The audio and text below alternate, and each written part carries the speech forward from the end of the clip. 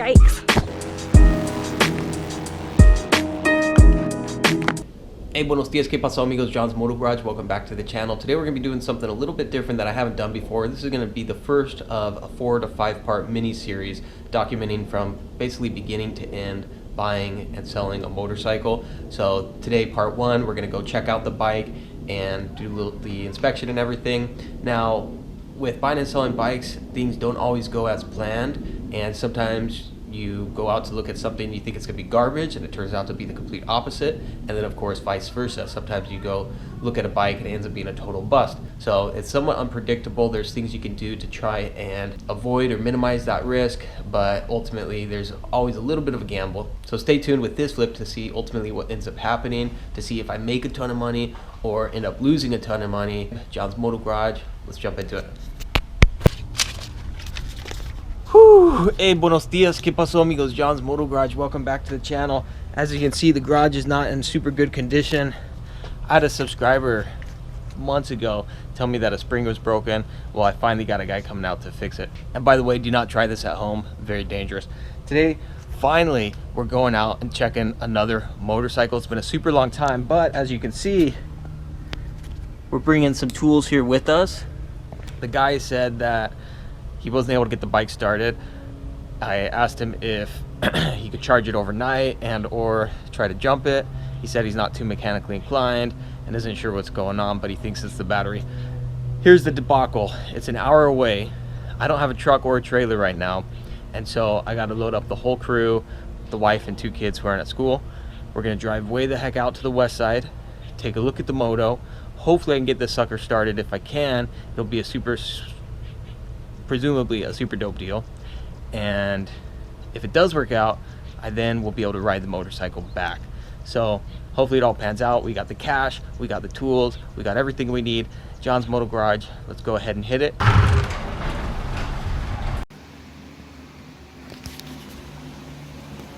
This is the factory paint, right? Yes, this is factory paint. Never been painted, never been nothing except road. Yeah. Road and cared for. Yeah, and these are locking. Yep. Tons of space in these, huh? Oh yeah. I used to carry wet weather gear in there in case of rain. So I had 2 sets of wet weather gear, one for me, one for my wife. It's like, did you replace the tires? Look newer. I think the front tire had to be replaced. Yes. Pretty good tread. Oh yeah. These are fixed.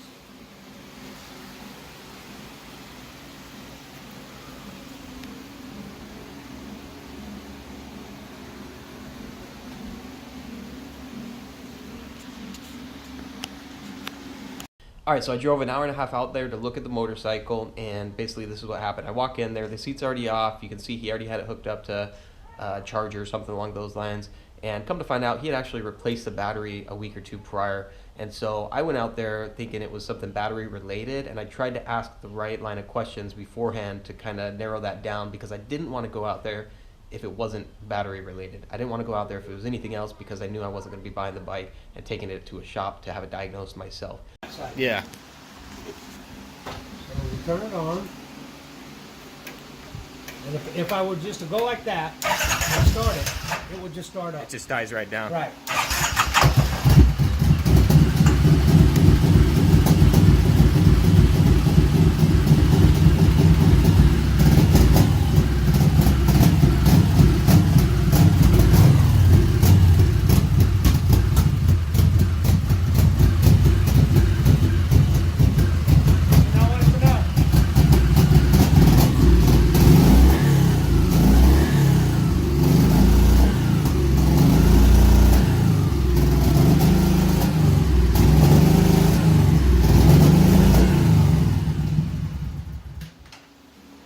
And then shuts off. Yeah.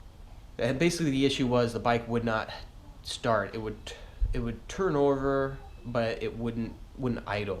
So it seemed to be, my initial thought was possible fuel pump, but I'm not a mechanic, so I wasn't for sure.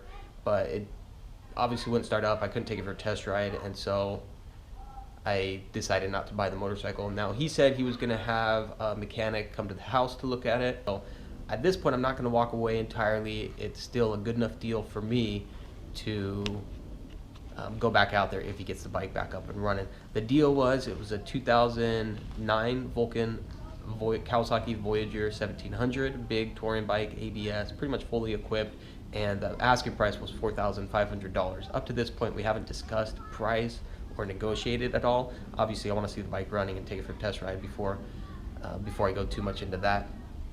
But that bike, I think trade-in value is around $5,000, and retail is, I don't know, $6,000, $7,000 or so. And for me, that's a big enough margin where,